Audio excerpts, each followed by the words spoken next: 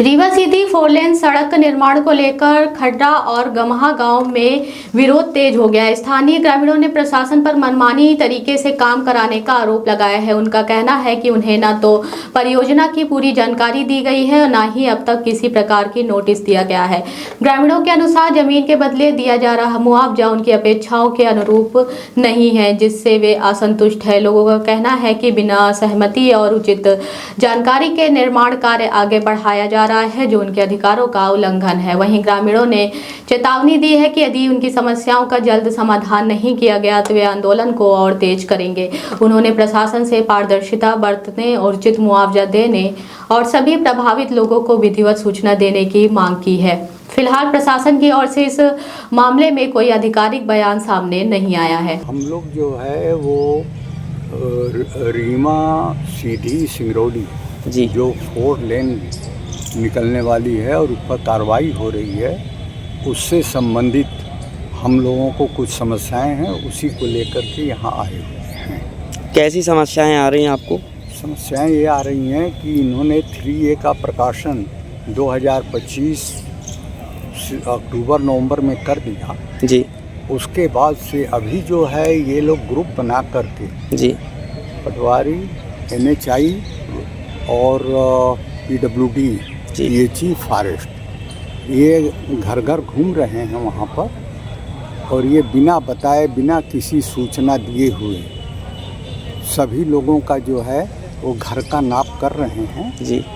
और यदि कोई आदमी पूछता है कि भाई किस लिए आए हैं, तो बोल रहे हैं कि हमको सड़क बनाना है, चौड़ीकरण करने के लिए आए हैं जी।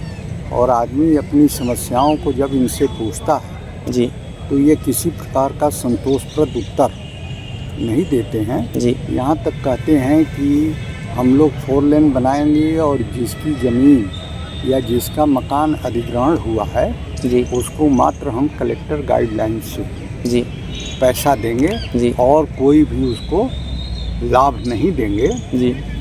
हमारा ये कहना है कि एक तो हम लोगों को किसी प्रकार की सूचना नहीं दी गई जी। जब ज़मीन की नाप की गई या ज़मीन का तरमीम किया गया कि रोड में कितनी ज़मीनें जा रही हैं, वो किसी को बताया नहीं गया जी। दूसरा जो है बिना सूचना के ये लोग जा रहे हैं और बिना लोगों के जो वहाँ पर आदिवासी, हरिजन, व्यवसायी या मजदूर या किसान हैं, बिना उनकी सहमत के ये लोग सारी कार्रवाई कर रहे हैं और उनकी समस्याओं का समाधान नहीं कर रहे हैं जी। तो ये प्रक्रिया बिल्कुल अनुचित है कि बिना नोटिस दिए हुए आप सारी भू अर्जन की प्रक्रिया करें और यह न बताएं उनको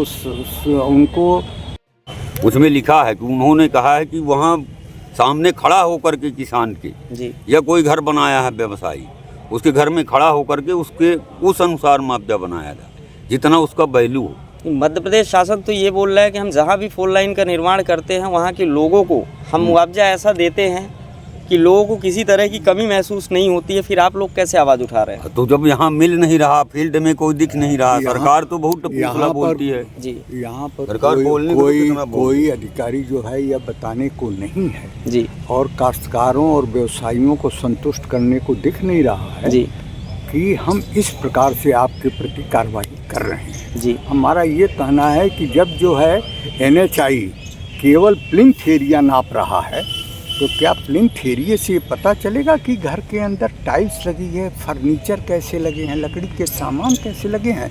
तो क्या SOR रेट नहीं बना सकते वो?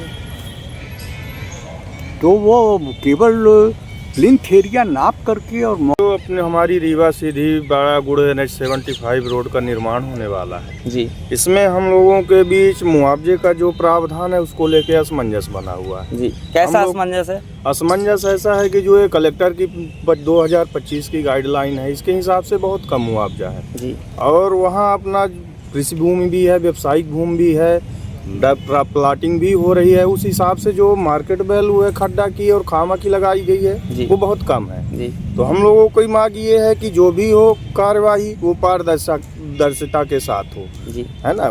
किसानों को, व्यवसायियों को उनको अवगत कराया जाए कि कितनी लैंड ले रहे हैं और मुआवजे का जो हो तो उसको पारदर्शिता किया जाए जी। है ना। मेन हम लोगों को ज़मीन रोड निर्माण हो, हमें कोई दिक्कत नहीं है, मुआवजा जो हो मार्केट वैल्यू के हिसाब से यथाउचित दिया जाए, जी। है ना। हम लोग ज़मीन देने के लिए तैयार है, मुआवजा हम लोगों को यथाउचित मिले।